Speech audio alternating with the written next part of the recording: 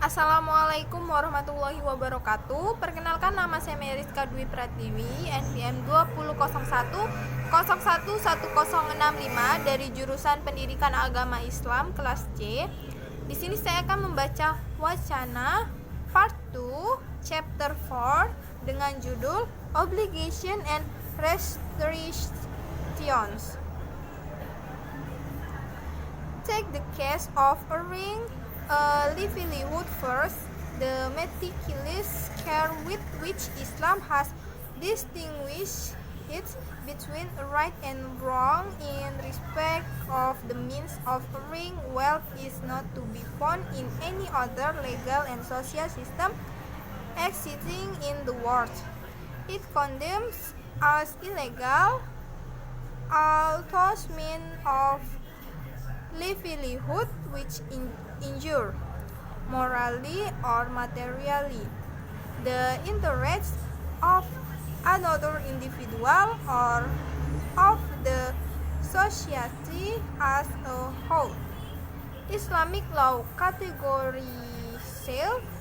reaches as illegal the manufacture and sale of liquor and other intoxicants, adultery, professional dancing, and obscenity, gambling, speculation, races and lotteries, transactions of speculative, imaginary, fraudulent, or controversial nature, business transaction in which the gain of one party is absolutely guaranteed and assured, while that of the other party is left uncertain and doubtful.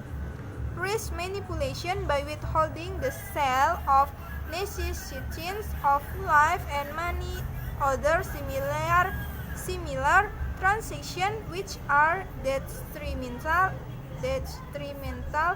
to the interests of the community. If we examine this aspect of the economic law of Islam, we will find a long list of practices declared illegal, most of which can and are making people millionaires in the capitalist system. Islam forbids a death on fire means stroke which a person renders some real and useful service to the community and 3b entitles himself to a fair and just compensation for it. Islam expects the right of ownership of an individual over the wealth earned by him by legitimate means, but even these rights are not unqualified. A man can spend his legitimate wealth only illegitimate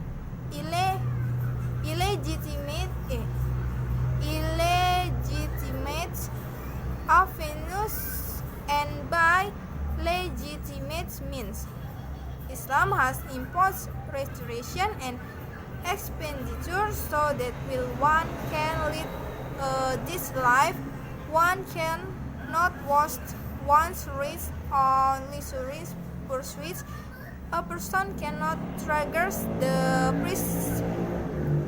prescribed limits of exhibit his status and influences and behave as a superbeing with a fixed older person, certain form of illegal and wasteful expenditure have been thoroughly and unequivocally prohibited, while some others talk not expressly been might be prohibited at the discretion of the Islamic State. On its pyramid to accumulate wealth that is left over after meeting his legitimate and reasonable requirements, and tax saving can also be used in producing more work, but there are some restrictions on both of tax activity. In the event of accumulation of wealth, he will, of course, have to pay zakat at the rate of 2.5% annum on the accumulated exceeding the specified minimum. If he desires to invest in business, he can only do so in what is declared and legitimate business. It is permissible for a man to undertake the legitimate business himself or to make his capital available to others and profit loss sharing business. It is not all objectionable in Islam if, working within these limits, a man becomes half a millionaire. Rather, this will constitute a divine fraud, but in the interest of the community as a whole, Islam imposes two conditions on the individual. First, that he shall pay zakat on him commercial goods and urs 1/10 of the value of agriculture produce. Secondly, that he shall deal fairly and honestly with those whom he brings into his partnership in trade, industry, or agriculture, with those whom he takes in his employment, and with the state and the community at large if one does not do justice to others, particularly his employees, of his own accord. The Islamic State will compel him to do so. Di sini kemudian saya akan membacakan terjemahnya. Kewajiban dan pembatasan. Ambil kasus penghasilan mata pencarian yang peduli dengan Islam, yang mana telah membedakan antara hak yang benar dan yang salah dalam hal cara mendapatkan kekayaan. Hal ini tidak dapat ditemukan dalam sistem hukum dan sosial lain yang ada di dunia. Ia menghukum ilegal semua sarana mata pencarian yang melukai secara moral atau material kepentingan individu lain atau masyarakat secara keseluruhan. Hukum Islam secara tegas menolak perbuatan dan penjualan minuman keras dan minum keras lainnya adalah zina, tarian profesional, kecabulan, perjudian, spekulasi, balapan, dan rotre.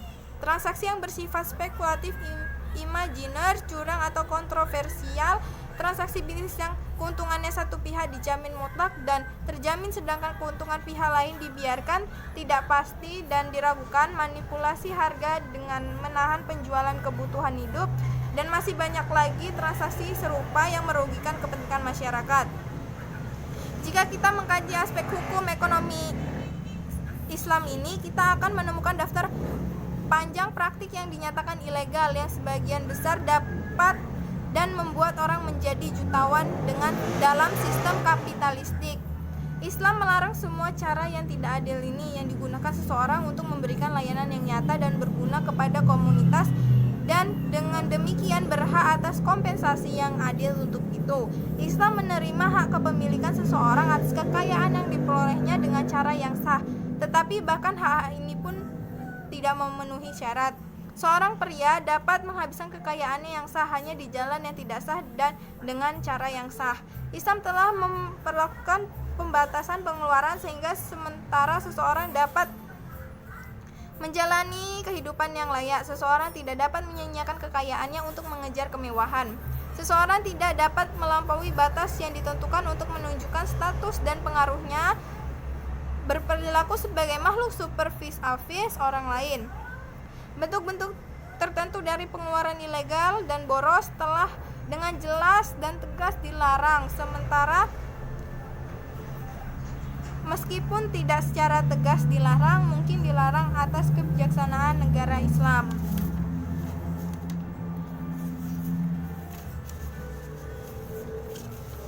Seseorang diizinkan untuk mengumpulkan kekayaan yang tersisa setelah memenuhi persyaratan yang sah dan masuk akal, dan tabungan ini juga dapat digunakan untuk menghasilkan lebih banyak kekayaan, tetapi ada beberapa batasan pada kedua kegiatan ini. Dalam hal yang terjadi penumpukan kekayaan, tentunya dia harus membayar zakat sebesar 2,5% per tahun dari akumulasi melebihi jumlah minimum yang ditentukan. Jika dia ingin berinvestasi dalam bisnis, dia hanya dapat melakukan dalam apa yang ada dinyatakan sebagai bisnis yang sah.